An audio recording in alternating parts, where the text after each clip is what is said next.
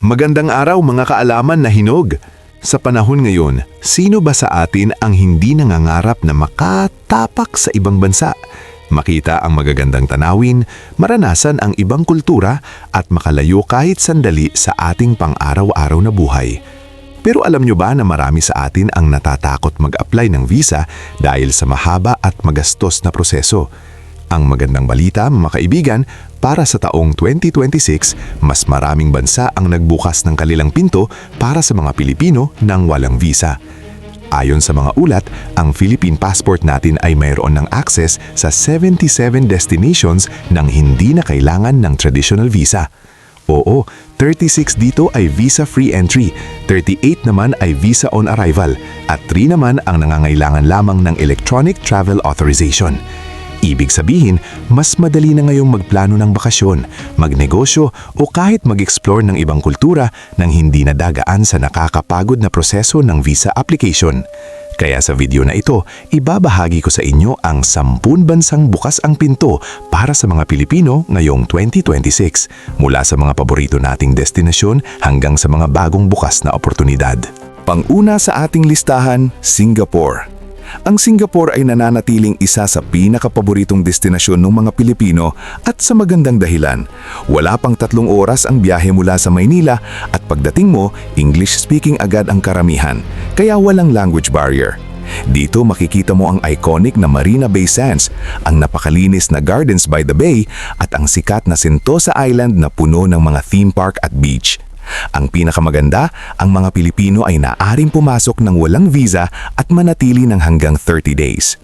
Ang payo ko, kung gusto mong maranasan ang first world country na malapit lang sa Pinas at hindi mabigat sa bulsa ang pamasahe, simulan mo ang iyong international travel dito. Tandaan lang na mahigpit ang batas sa Singapore. Kahit ang simpleng pag-iiwan ng basura o paglabas ng chewing gum ay may katumbas na multa. Pangalawa sa ating listahan, Thailand. Ang Thailand ay isa pang paborito ng mga Pinoy dahil sa masasarap na pagkain, murang pamimili at magagandang beaches. Mula sa mataong Bangkok hanggang sa mga paraisong isla ng Phuket at Koh Samui, mayroong bagay para sa bawat tipo ng traveler.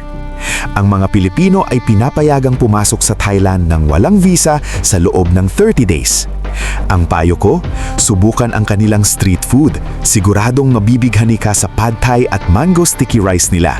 Pero mag-ingat sa mga scammers sa mga tourist spots at laging makipag-ayos sa presyo ng taxi bago sumakay para iwas sobrang singil. Pangatlo sa ating listahan, Malaysia. Ang Malaysia, partikular ang Kuala Lumpur at ang mga beaches ng Langkawi at Borneo ay patuloy na dinadayo ng mga Pinoy. Pwede kang pumasok dito ng walang visa sa loob ng 30 days. Sa Kuala Lumpur, mapupuntahan mo ang sikat na Petronas Twin Towers, ang Batu Caves, at ang iba't ibang night market na puno ng murang pagkain at damit. Ang payo ko, subukan ang kanilang durian. Kilala ang Malaysia sa King of Fruits na ito. Pero warning lang, nakakahumaling o nakakadiri. Depende sa iyong panlasa. At huwag palampasin ang pagkakataong makakain ng authentic na silamak. Pang-apat sa ating listahan, Hong Kong. Ang Hong Kong ay isa sa mga paboritong destinasyon ng mga Pilipino, hindi lang dahil sa Disneyland, kundi dahil sa dami ng mga murang ukay-ukay at masasarap na pagkain. Sa loob lamang ng mahigit 2 oras na biyahe, makakarating ka na sa isa sa mga pinaka-vibrant na syudad sa Asia. Ang mga Pilipino ay pinapayagang pumasok ng walang visa sa loob ng 14 days. Ang payo ko, mag-allocate ng 1 araw para sa Disneyland kung may kasama kang bata at 1 araw para sa Ocean Park kung gusto mo ng marine life at rides. Para sa shopping, puntahan ng mga tindahan sa Mongkok at Tsimshatsui. At syempre, huwag kalimutan ang authentic dim sum.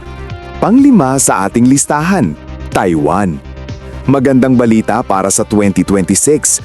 Pinalawig ng Taiwan ang visa-free policy para sa mga Pilipino hanggang Disyembre 2026.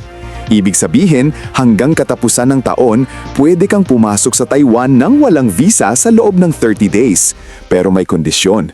Kailangan mong may hawak na valid visa o permanent resident card ng USA, Canada, Japan, UK, Shenzhen, Australia o New Zealand.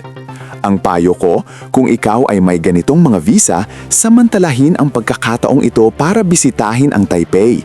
Subukan ang kanilang night market food at mag-relax sa kanilang mga hot spring. Ang Taiwan ay isang hidden gem na madalas hindi napapansin ng maraming Pinoy. Baka naman po, total wala namang kinikita ang channel namin. Baka po kahit sa pag-like lang po dito sa video at subscribe, okay na po. Maraming salamat po. Pang-anim sa ating listahan, Brazil.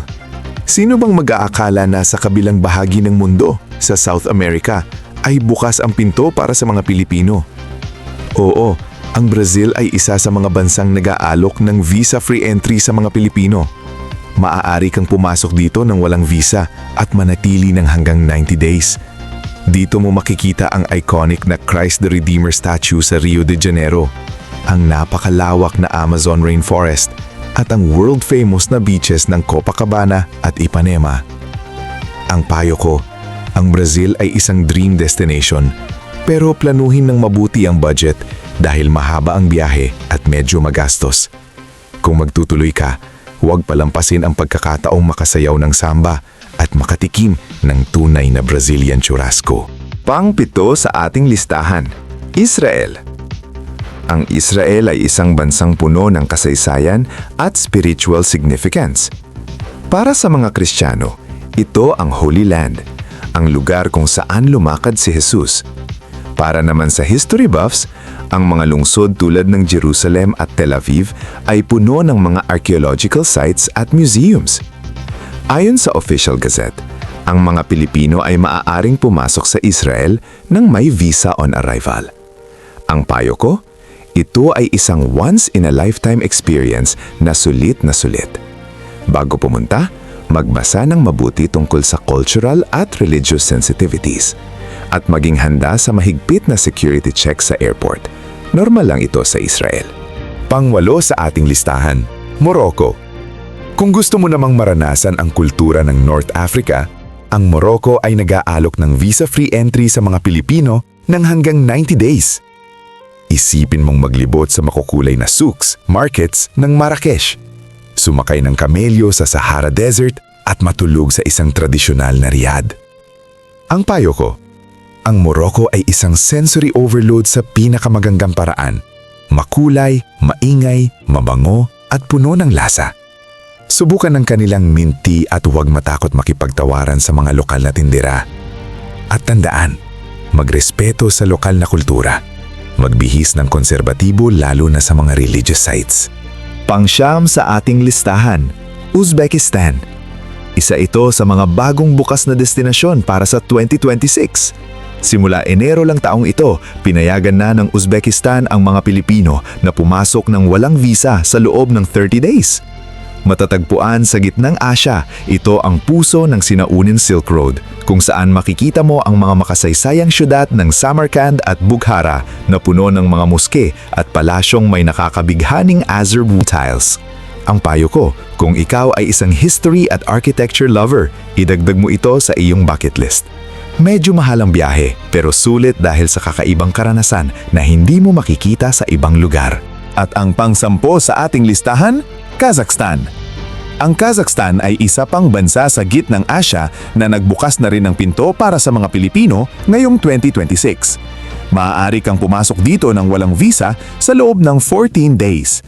Dito mo makikita ang futuristic na syudad ng Astana, ngayon ay Nur Sultan, at ang magagandang tanawin ng Almaty na napakabulibutan ng mga snow-capped mountains.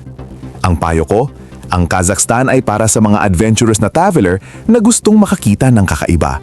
Modernong arkitektura na may halong nomadic culture. Sulit puntahan lalo na kung mahilig ka sa outdoors at hiking. Mga kaalaman na hinog, mahalagang tandaan na kahit sabihing visa-free, hindi ibig sabihin ay wala ng requirements.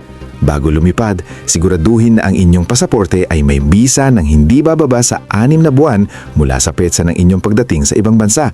Maghanda rin ng return ticket, proof of accommodation at sapat na pondo para sa inyong pamamalagi. Ang video na ito ay hindi para hikayatin kayong gumastos, kundi para ipakita na ang mundo ay unti-unting nagbubukas para sa atin. Ang pag-akyat ng ating pasaporte sa tumataas ang ranking ay patunay na mas lumalakas ang ating diplomatic ties at mas lumalago ang respeto ng ibang bansa sa Pilipinas. Ibahagi natin ang video na ito sa ating mga mahal sa buhay, sa mga nangangarap pang makapag-abroad, sa mga nagpaplanong magbakasyon o sa mga gustong makasigurado kung saan pwedeng pumunta ng walang visa. Baka ito na ang simula ng kanilang susunod na adventure.